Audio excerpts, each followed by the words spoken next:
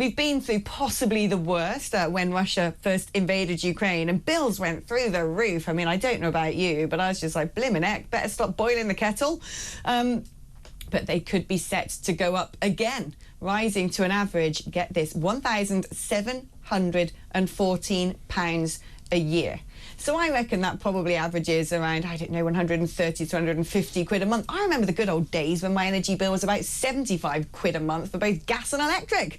Well, it's at least double that, and I feel like we're going to have to start getting used to that. And of course, this comes at the same time that the pension of fuel allowance is now going to be means tested. It was going to be paid to 11.4 million pensioners and 8.4 million households, but well, only just over 1 million are going to get that now. So a lot of people might suddenly think Mrs. Miggins might be investing in the old sort of, what are those long things, the sort of sausage dogs that people put under their bottom of their doors to keep snug. Where have those gone? I liked those. But tea cozies, get knitting them, I would say, because you don't want to be boiling your kettle more times than you need to this winter. Let's speak now to Stella Chadakidu about everything going on in the Labour Party. Hi, Stella. Hello, Alex. Nice to see you. Oh, it's always good to see you, my gorgeous. So, you know, we've got you, sadly, like all other things that are being normalised, to high energy bills. But there's been a lot of finger-pointing of this government saying, well, it's not our fault, it's the previous government's fault. Oh, it's not our fault, it's because Russia invaded Ukraine. And I'm like, hold on, that was 2 years ago. What's going on? Look, yeah, for sure. Russia and Ukraine still has an impact on gas prices. And the best way for us to tackle this is through electrification and reducing our reliance on that gas and using cheap homegrown renewables. I'm very angry with the British government because for the last 10 years, we should have been investing in our capacity to produce our own energy, and we haven't been doing that. We have been relying on other countries. We have been very, very innocent about foreign affairs and about one of the most important things for our economy. And one of the reasons why we have so many problems, Alex, with infrastructure, with housing, one of the reasons we cannot have public projects where we build the super important infrastructure is because we do not have reliable energy in this country. So I think it's one of the most frustrating parts of the way the UK has been governed the last 10 years. But I have to say that I do agree it can't possibly be the fault of the Labour Party. The Labour Party has been in government for 2 months. Energy projects, energy infrastructure takes many, many years, especially if you're talking about, for example, nuclear power, which is one of the best way for us to produce energy. It takes up to a decade for some of these projects to be completed. Yeah, I'm glad you mentioned nuclear. I'm a huge believer, and I think we should be getting Rolls-Royce to develop those small modular reactors, rolling them out around this country, and guess what? We could sell them to other countries and suddenly become a bit of an energy supplier, which gives us all sort of diplomatic leverage. Now, look, I get that the last government have been absolutely hopeless of joining any dots and having any sort of cohesive energy strategy within the framework of what would be international security. I'm not about to give them a round of applause, but your energy minister, Ed Miliband, was in the job for about 2 seconds when he got out a ukulele, started singing a mad song and celebrated the fact he was closing down all new North Sea oil and gas. Now, I know you guys don't like carbon emissions, but we're still reliant on that stuff while we transition to the great green revolution, surely. He's not closing down what already exists. He's just not letting new ones, which was already the policy. What? Sorry? But why? Why? We need to buy a lot of this. We need to get the green transition at the moment. We're just sending a blank check to China. Okay. So people are complaining that we are spending money on subsidies for green renewables, right? But in fact, the UK government, since 2015, has given 20 billion more support from the taxpayers' purse to fossil fuels and extraction and mining than they have to renewables. Look, Alex, I am a believer in being realistic about energy policy. In the short term, we still need gas. There is no doubt about it. We still need to use gas.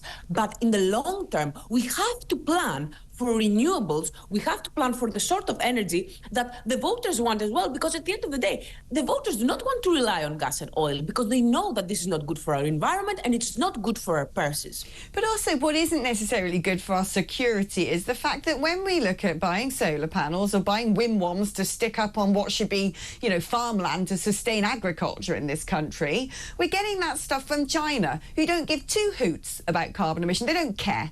And as far as I know, CO2 doesn't have a little map and say, oh, well, we're just going to hover above the skies of China. We're not going to, venture into other areas of the atmosphere. They don't care. They're using this to get one over on us, aren't they? And my concern is this. Once upon a time, Tesla was the electric vehicle of choice. Now it's all the Chinese vehicles. They already control all the lithium mines, don't they? They've, snapped up all the rare earth mineral resources. They're the ones making the solar panels, and they're having a giraffe, frankly. We're basically giving all power to the elbow of Xi Jinping, who has pretty nefarious intentions, as far as I can tell. Hey, Alex, we are in complete agreement about China. I'm also very suspicious of China. But the reality is that the reason why China is where they are with the renewables and with their industry more general is because they have given a lot of state support to these industries to develop them in China. They did, but also they built a load of new coal-fired power stations to set up the factories to build the stuff. And what I'm saying is, if you need to use, like you said, fossil fuels in the short term for this transition, I would rather we were getting them out of our own North Sea, having the factories here to build windwalls and, solar panels, and giving a load of people employment, because we've got a serious issue right now with old mining communities not having much jobs on the market. And then, yay, we could potentially stick them up all over our green and pleasant land and sell them abroad. At the moment, we just seem to be delegating responsibility and economic growth to every single country that's not us.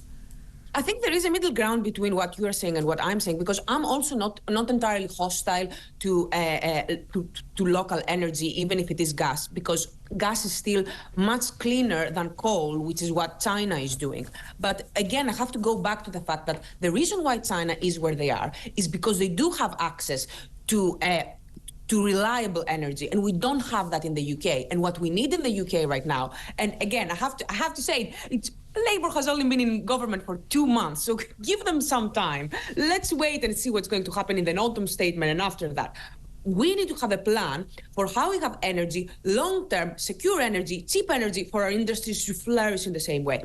Now, gas will have to be a small part of that. We will have to continue relying on gas, but also we need to be looking at renewables, because this is the future. It cannot be gas, it cannot be coal, it cannot be oil.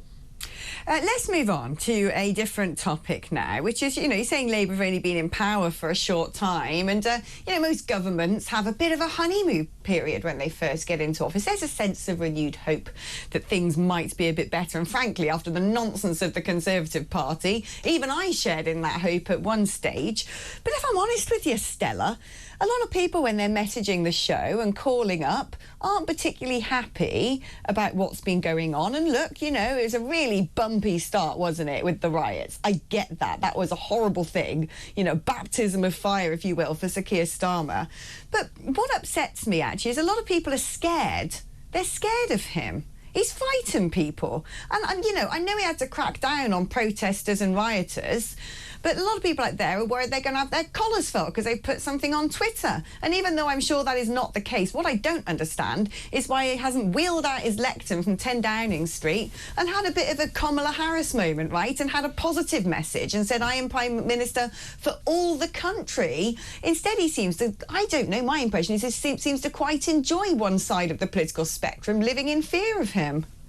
I do not agree with you. I think that, if anything, the electorate wants Keir Starmer to be even stricter with the riots, because what the public is seeing is people throwing bricks at police officers, complete disregard for the law, looting, things completely unacceptable to the average British voter, and they want to see justice done, and they want to see that there is a lesson that is being learned by these people who think that rioting is okay.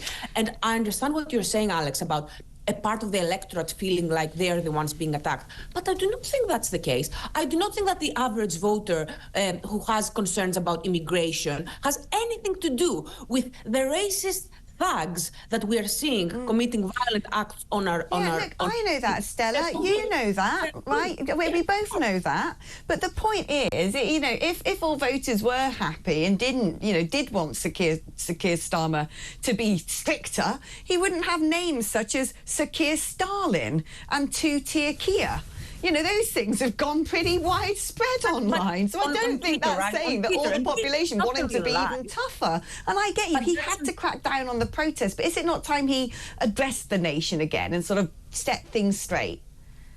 These phrases that you're using, they're used on X former Twitter. It's not the real life. It's not the real world. In the real world, the people are walking around and they're seeing their high streets being attacked by looters. So this is, and the polling has shown that actually voters want the justice system to be extremely harsh with the people who have been looting and who have been committing these violent acts against the police. And I think it is very important, especially since this is the beginning of the Labour government, and they have said that they're going to be tough on crime. Now that there is this public outcry and arrest, that they show how they're going to bring peace to our streets.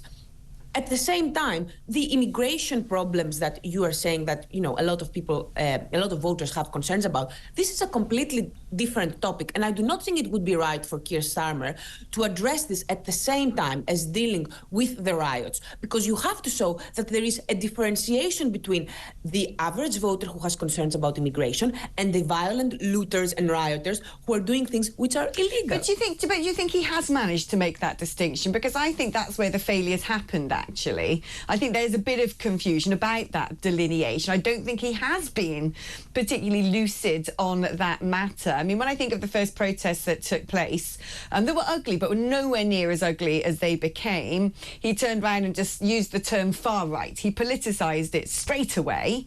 And people were there thinking, well, you know, does that make me far right? I think that he's sort of, in terms of communication, I don't think he has been clear to a heck of a lot of people. I think politically it's quite a cynical manoeuvre to chuck a grenade into the right wing of politics at a time when they're trying to decide who the Tory leader should be, because I think he has categorised an element of the voting public who aren't far right as far right. And, you know, look, my audience isn't, you know, representative of 50% of the voting public, but I have a pretty big audience, right?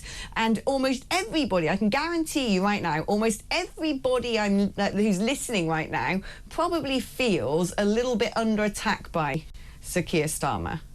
But you're saying that how could you have possibly responded to the racist attacks that came after the first attack, which were very quick? So it was very quick after the attack that Andrew Tate, for example, who I'm sure you do not agree with. No, I can't stand him.